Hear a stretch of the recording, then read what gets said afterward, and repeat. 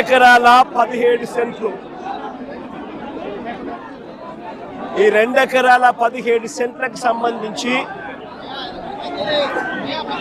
దాదాపుగా 42 కుటుంబాలు 25 సంవత్సరాలుగా ఈ 42 కుటుంబాలు ఇక్కడే నివాసమై ఉంటున్నాయి. 25 సంవత్సరాలుగా వీళ్ళు మాదిరిగా ఇల్లు కట్టుకొని ఉన్నారు. ఈ మాదిరిగా ధ్వంసం చేశారు. 25 సంవత్సరాలుగా వీళ్ళు ఇక్కడ ఇంట్లో ఇల్లు కట్టుకొని ఇక్కడే ఉంటా ఉన్నారు. ఓవైపు ఏమో సుప్రీంకోర్టుకు సంబంధించి సుప్రీంకోర్టులో ఈ స్థలానికి సంబంధించి ఓవైపు ఏమో న్యాయ పోరాటం జరుగుతూ ఉంది. సుప్రీంకోర్టులో పిటిషన్ పెండింగ్ లో ఉంది. డిసెంబర్ 31వ తారీఖు వరకు పోలీసులను డిసెంబర్ 31వ తారీఖు వరకు ఈ 42 కుటుంబాలకు సుప్రీంకోర్టు ఊరటనిచ్చింది. డిసెంబర్ 31వ తారీఖు వరకు సుప్రీంకోర్టులో ఊరట పొందిన ఈ కేసులో ఈ 42 కుటుంబాలు ఓవైపున సుప్రీంకోర్టులో కేసు పెండింగ్ ఉండగానే 31వ తారీఖు వరకు ఊరట ఉండగానే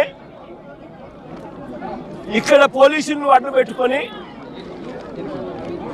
ఏకంగా 200 మంది పోలీసులు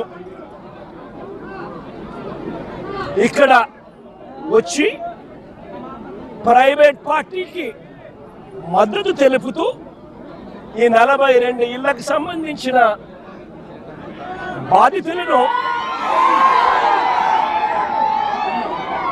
నిర్దాక్షిణ్యంగా వాళ్ళ ఇంట్లో ఉండగానే వాళ్ళ ఇళ్ళన్నీ కూడా పగలగొట్టడం జరిగింది. వీళ్ళందరినీ రోడ్డును పడేయడం జరిగింది. నేను అడుగుతా ఉన్నాను, ప్రభుత్వ పెద్దల ప్రమేయంతోనే వారి సహకారంతోనే వారి ఆశీస్సులతోనే ఇంత అకస్మాత్తుగా సుప్రీంకోర్టులో డిసెంబర్ 31వ తారీఖున వరకు గడువు ఉంది అని తెలిసినా కూడా అధికార దుర్వినియోగం చేస్తూ వీళ్ళందరినీ రోడ్డు పాలు చేయడం జరిగింది. నేను అడుగుతా ఉన్నాను ఇక్కడే, అయ్యా చంద్రబాబు గారు, ఈ 2 ఎకరాల 17 సెంట్లకు సంబంధించి వీటి విలువ ఎంత అని చెప్పి నేను ఇక్కడ అడిగా. ఎంతకా ఇక్కడ దీని విలువ? ప్రెసెంట్ ₹1 కోటి ప్లాట్ అండి. అందరి ₹1 కోటి పైనే ఉంది.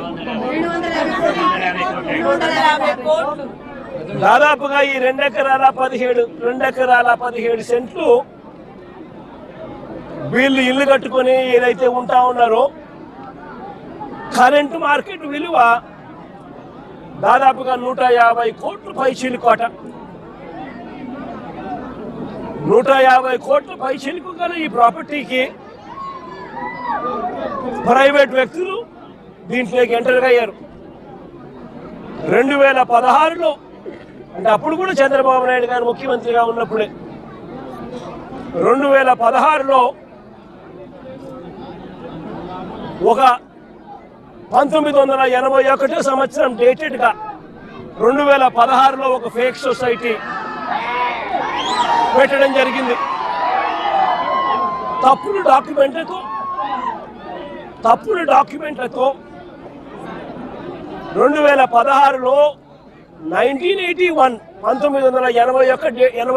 డేట్తో ఒక తప్పుడు సొసైటీ క్రియేట్ చేసి మొత్తం డాక్యుమెంటేషన్ అంతా కూడా ఈ 150 కోట్ల ప్రాపర్టీని కాజేయడం కోసం అడుగులు పడ్డాయి. వీరందరూ చంద్రబాబు నాయుడుతో సన్నిహితులు. నారా లోకేష్ గారి ఇన్వాల్వ్మెంట్, లోకల్ ఎంపీ కేశినేని చిన్ని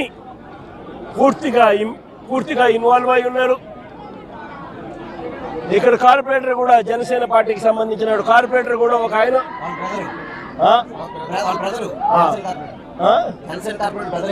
జనసేన కార్పొరేటర్ సంబంధించిన వాళ్ళ బ్రదర్ కూడా ఇన్వాల్వ్ అయి ఉన్నారు. ఇంతమంది కలిసి అధికార దుర్వినియోగం అనేది ఎలా ఉంటుందన్న దానికి నిదర్శనం ఇది. ఓవైపున కేసులున్నాయి, సుప్రీంకోర్టులో కేసు జరుగుతూ ఉంది, డిసెంబర్ 31వ తారీఖు వరకు వీళ్ళకి వెసులుబాటు ఉంది.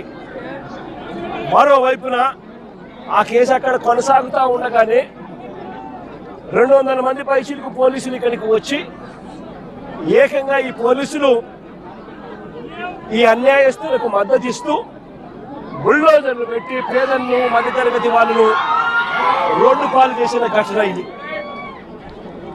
నేను అడుగుతా ఉన్నాను, ఇక్కడే ఈ 2 ఎకరాల 17 సెంట్లలో దాదాపుగా 25 సంవత్సరాల నుంచి, అంటే 2001 పై నుంచి 2001 ముందు నుంచి 25 సంవత్సరాలుగా వీళ్ళు ఇక్కడ నివాసం ఉంటా ఉన్నారు. ఇందులో చాలా మంది ఇల్లు కట్టుకున్నారు.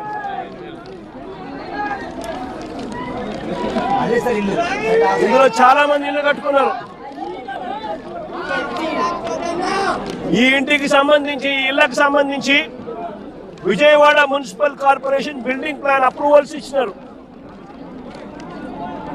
విజయవాడ మున్సిపల్ కార్పొరేషన్ వారు బిల్డింగ్ ప్లాన్స్ అప్రూవల్ ఇచ్చినారు. ఈ ఇళ్లకు కరెంట్ కనెక్షన్ ఇచ్చినారు, డ్రైనేజ్ కనెక్షన్ ఇచ్చినారు.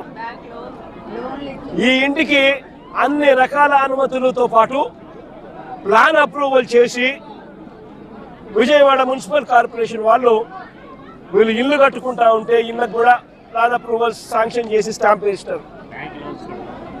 మరోవైపున బ్యాంకులు వాళ్ళు డ్యూ డెలిజెన్స్ పూర్తి చేసి వీళ్ళందరికీ లోన్లు కూడా ఇచ్చినారు. ఇక్కడ ఉన్న వాళ్ళు దాదాపుగా ఒక్కొక్కరు 20 లక్షలు 25 లక్షల రూపాయలు పైన ప్లాన్స్ ఎలా ఇచ్చారో అని అడుగుతా ఉన్నా. స్థలాలు వేరొకరివే అయితే ఈ ఇళ్లకు కరెంటు, డ్రైనేజు, ఇతర కనెక్షన్స్ అన్ని ఎలా ఇచ్చారో అని అడుగుతా ఉన్నా. వేరొకరిదే ఈ స్థలం అయితే వీటికి ఇక్కడ ఉన్న వాళ్లకు బ్యాంకు లోన్లు ఎలా ఇచ్చారో అని అడుగుతా ఉన్నా. రిజిస్ట్రేషన్లు చేశారు, బిల్డింగ్ ప్లాన్ అప్రూవల్స్ ఇచ్చారు, అన్ని రకాల పర్మిషన్స్ ఇచ్చినారు. చివరికి వీరికి బ్యాంకులు వాళ్ళు లోన్లు కూడా ఇచ్చాయి, వాళ్ళ డ్యూ డెలిజెన్స్ పూర్తి చేసి.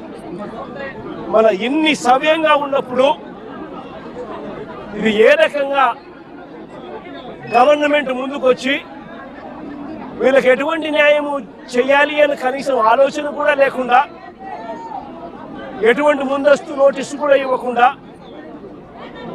వీళ్ళ ఇళ్లలో ఉండగానే 200 మంది పోలీసులు పైచిలకు వచ్చి ప్రైవేట్ వ్యక్తులకు మద్దతు ఇస్తూ పొక్లేన్లు పెట్టి, జేసీబీలు పెట్టి, బుల్డోజర్లు పెట్టి ఏకంగా బిల్డింగులు పగలగొట్టడం జరిగింది. నేను అడుగుతా ఉన్నాను, వీళ్ళు చాలా మంది చెప్పడం కూడా జరిగింది, ఈ స్థలాలు మళ్ళీ కొనుగోళ్లు జరిగేటప్పుడు కూడా, క్రయ విక్రయాలు జరిగేటప్పుడు కూడా పలు సందర్భాలలో ఇక్కడ వాళ్ళంతా కూడా పేపర్లో అడ్వర్టైజ్మెంట్లు కూడా ఇచ్చినారు. ఎవరికైనా అభ్యంతరాలు ఉంటే తెలియజెప్పాలి అని చెప్పి పత్రికా ప్రకటనలు కూడా ఇచ్చారు. పత్రికా ప్రకటనలు ఇచ్చినప్పుడు కూడా ఎవరు కూడా అభ్యంతరాలు ఎక్కడా కూడా వెలుబుచ్చలేదు. అలాంటిది 25 సంవత్సరాలుగా వీళ్ళు ఇక్కడే ఇలాగే ఉంటే వీళ్ళను బుల్డోజర్లు పెట్టి ప్రైవేట్ వ్యక్తులకు మేలు చేసేందుకు ఈ 150 కోట్ల పైచిలకు, ఇవాళటి వాల్యూలో 150 కోట్ల పైచిలకు వాల్యూ ఉన్న ఈ ప్రాపర్టీని కబ్జా చేసేందుకు ఏకంగా చంద్రబాబు నాయుడు, ఆయన కొడుకు, ఆయన పార్టీకి సంబంధించిన ఎంపీ, జనసేన పార్టీకి సంబంధించిన కార్పొరేటర్లు ఇంతమంది ఒకటై పేదలను నిస్సహాయాలుగా ఈరోజు రోడ్డు మీద నిలబెట్టించారు. నిజంగా నేను అడుగుతా ఉన్నా, ఈ ప్రభుత్వం అన్నది పేదల తరఫున ఉందా అని.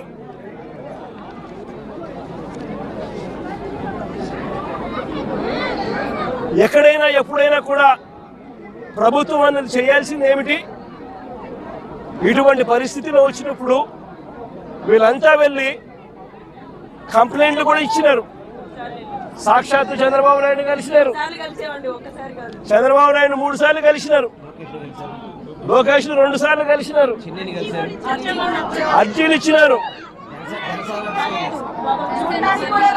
చివరికి ఎవరికైతే వీళ్ళు అర్జీలు ఇచ్చినారో వాళ్ళే కుట్ర పన్ని వాళ్ళు, వాళ్ళ ఎంపీలు, వాళ్ళకి సంబంధించిన కార్పొరేటరు వీళ్ళంతా కలిసి కుట్ర పన్ని ఏ రకంగా వీళ్ళంతా కూడా వీళ్ళకి అన్యాయం చేశారు అన్నదానికి నిదర్శనం ఇది.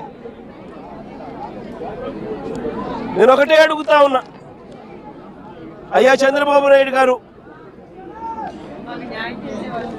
ఇక్కడే కాదు రాష్ట్ర వ్యాప్తంగా కూడా ఇదే మాదిరిగా కొనసాగుతూ ఉంది. రాష్ట్ర వ్యాప్తంగా కూడా అనేక చోట్ల ఎక్కడైనా చిన్న చిన్న లిటిగేషన్లు ఎక్కడైనా ఉంటే డైరెక్ట్గా తెలుగుదేశం పార్టీకి సంబంధించిన నాయకులు, ఎమ్మెల్యేలు ఇన్వాల్వ్ అయిపోతా ఉన్నారు. లిటిగేషన్ ఉన్న చోట వీళ్ళంతటి వీళ్ళే అడుగు పెట్టేసి ఆ ల్యాండ్ కబ్జా చేసేస్తా ఉన్నారు. కొన్ని చోట్ల వీళ్ళే లిటిగేషన్ క్రియేట్ చేస్తూ ఉన్నారు. వీళ్ళే నిషేధిత జాబితాలో ప్రాపర్టీస్ను బలవంతంగా పెట్టించేసేస్తున్నారు. వీళ్ళే లిటిగేషన్ క్రియేట్ చేసి వీళ్ళే కూడా కబ్జాలు చేసే కార్యక్రమాలు జరుగుతూ ఉన్నాయి. రాష్ట్ర వ్యాప్తంగా ఇదే రకమైన అన్యాయం కొనసాగుతూనే ఉంది. నేను ఇప్పటికైనా చంద్రబాబు నాయుడు గారికి ఒకటే చెప్తా ఉన్నా, ఈ ప్రెస్ కాన్ఫరెన్స్ ద్వారా ప్రతి ఒక్కరికి కూడా నేను ఒకటే మనవి చేస్తా ఉన్నా, దీంట్లో సిబిఐ ఎంక్వైరీ జరిగించాలి. ఇక్కడ ఏ రకంగా చంద్రబాబు నాయుడు గారు, ఏ రకంగా చంద్రబాబు నాయుడు గారు కొడుకు, ఏ రకంగా తెలుగుదేశం పార్టీకి సంబంధించిన ఎంపీ, ఏ రకంగా వీళ్ళంతా కూడా ఇన్వాల్వ్ అయ్యి ఇంక్లూడింగ్ జనసేన కార్పొరేటర్తో సహా ఏ రకంగా వీళ్ళంతా కూడా దీన్ని కబ్జా చేసే కార్యక్రమం చేస్తూ ఉన్నారు అనేది ప్రజలకు తెలియాలి. ఇంతకుముందు చంద్రబాబు నాయుడు గారు ముఖ్యమంత్రి గతంలో ఉన్నప్పుడు 2016లో ఒక ఫేక్ సొసైటీ క్రియేట్ చేసి 1981 డేట్ వేసి ఏ రకంగా పేదల ఆస్తుల మీద, పేద ప్రజల ఆస్తుల మీద ఏ రకంగా కన్నేశారు అన్నది కూడా ఇవన్నీ బయటికి రావాలి.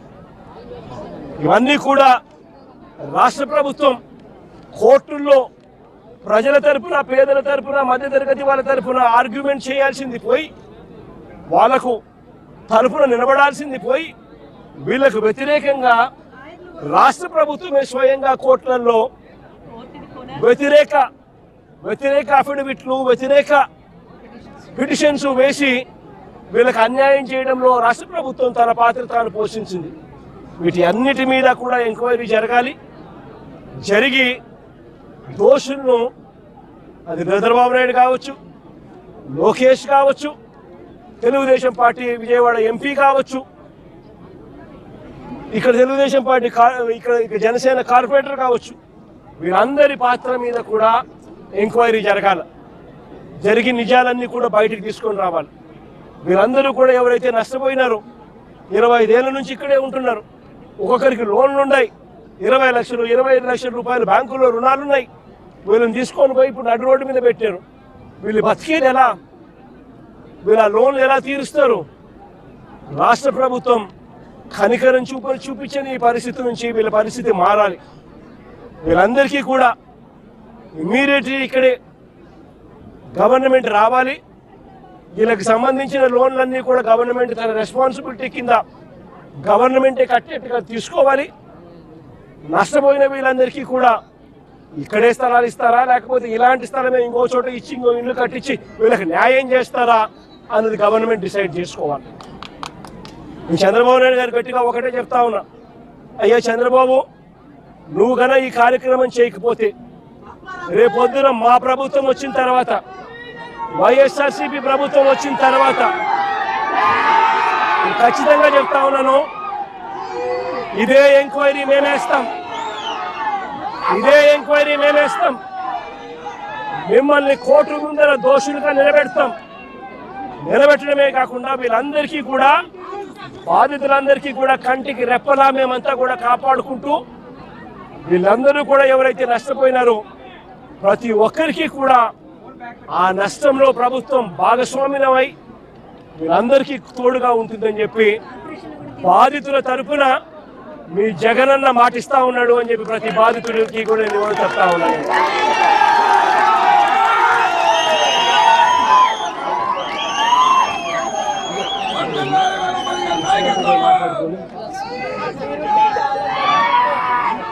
సుప్రీంకోర్టులో ఈ కేసుకి సంబంధించి అన్ని రకాల సపోర్ట్ కూడా వైఎస్ఆర్సీపీ తరపున న్యాయానికి సంబంధించిన సుప్రీంకోర్టులో కానీ హైకోర్టులలో కానీ వీళ్ళ తరపున ఆర్గ్యూ చేసే దానికోసం లాయర్ల దగ్గర నుంచి ప్రతి ఒక్కరికి న్యాయం తరపున ప్రతి ఒక్కరికి కూడా అన్ని రకాల సహాయ సహకారాలు కూడా కొనసాగిస్తామని కూడా తెలియజేస్తాం.